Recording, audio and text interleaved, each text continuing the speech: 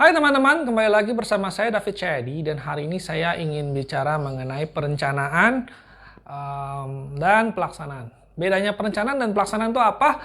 Saya cerita aja ya. Jadi kalau misalkan saya di pabrik gitu ya, lampu di lapangan saya mau diganti. Oke, ini sebenarnya cerita klasik ya. Kalau di bahasa Inggris itu how many men it takes to change a light bulb, itu kalau kamu Google itu sangat-sangat banyak ya, mulai dari joke, mulai dari anekdot, mulai dari segala macam. Tapi intinya gini deh, kalau misalkan saya ada 30 titik lampu di pabrik saya gitu ya. Saya bilang, "Oh, ini tolong diganti dong. Kita mau peremajaan, saya mau pasang LED misalnya, kamu harus ganti dah." Oke. Nah, saya punya dua pegawai, yang satu lulusan SMA, yang satu lulusan ITB. Saya nggak punya pegawai lulusan ITB ya, SMA banyak. Tapi ya udahlah, saya cerita aja, kamu dengerin aja. Kita sedang bersantai-santai, kita analogi aja. Nah, kalau saya suruh pegawai saya yang SMA, oke Pak, siap Pak. Yuk si Jono, Ujang ikut saya, kamu ambil tangga ya, kita ganti. Nggak tahu sampai kapan, kalau sampai sore ya sampai sore, sampai malam ya sampai malam, sampai besok 3 hari, ya pokoknya kita nggak usah banyak tanya, kita kerjain. Oke. Nah, kalau saya suruh anak ITB ini, oke Pak, siap Pak Bos. Oke. Saya hitung-hitung dulu ya. Oke, saya hitung kebutuhan tangga, kebutuhan material, kebutuhan lampu, kebutuhan pegawai, satu lampu 15 menit segala macam. Nah, ini hanyalah ilustrasi saja. Jadi kadang-kadang perencanaan itu ya kadang-kadang di atas kertas itu nggak semudah yang kita bayangkan, tapi ya nggak sesulit yang kita bayangkan juga.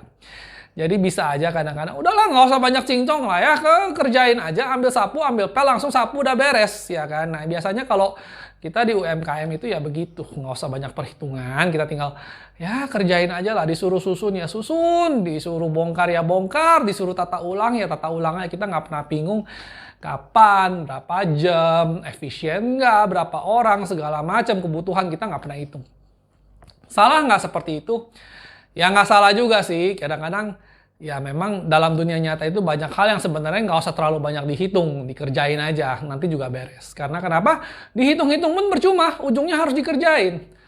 Betul nggak? Betul. Nah tapi kita sebagai pebisnis, kita harus menemukan balance, keseimbangan antara main koboi dan penuh perhitungan.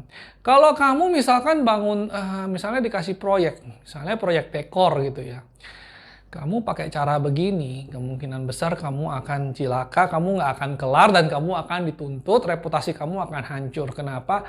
Karena ada hal yang tidak bisa kamu lakukan seperti ini. Ada hal yang tidak perlu capek-capek dihitung, kayak misalnya tadi ini ruangan kotor ya, tolong dibersihin. Oke, panggil 3 orang, bawa ember, bawa sapu, bersihin sampai bersih, beres. Tapi kadang-kadang ada hal yang memang kita harus hitung. Kita juga harus hitung kebutuhan orangnya berapa, biayanya berapa, mungkin karena margin kita mepet, mungkin karena waktunya terdesak, ya kayak misalnya tadi dekor tadi, kita coba biasanya dikasih masuk itu lewat jam 10, dikasih masuk sama hotel, kita harus dekor. Jadi besok pagi lagi dalam waktu sekian jam sudah harus beres itu panggung. Nah jadi kebutuhan pegawainya itu nggak kira-kira. Tapi 1 bulan mungkin cuma 2 kali, 3 kali, ya kan? Jadi hitung-hitungannya tetap beda. Jadi ada mungkin kalau orang yang sudah biasa main dekor, dia sudah tahu, oh desain begini saya perlu 10 orang, saya perlu 15 orang, saya perlu segimana, saya perlu hitung, nanti saya perlu siapkan segala macamnya. Ya kan? Nah kenapa saya ngomong gini? Karena gini loh. Banyak orang yang seharusnya menghitung, dia tidak menghitung. Banyak orang yang harusnya nggak pernah hitung, biasanya dikerjain aja, mereka kebanyakan hitung. Nah jadi kita sebagai pengusaha ya yang bijak, itu kita harus tahu kapan kita nggak perlu hitung, kapan kita harus hitung. Jadi nggak semua hal itu kita boleh main koboi. Oke, jadi ada hal yang kita harus hitung lah. Misalkan saya mau bangun rumah, itu saya nggak bisa asal-asalan aja. Nanti atapnya gimana ya gimana. Nanti pokoknya saya bangun temboknya dulu suka-suka saya. Nanti kalau udah gentengnya bangun, nanti gentengnya tingginya yang ngikutin atapnya. Tingginya ngikutin temboknya, pasti hancur. Ya kan? Nah tapi kalau misalkan saya mau buka, sekali lagi kalau misalkan saya mau buka usaha ya kan. Kalau misalkan modal saya kecil, saya di PHK misalnya ya.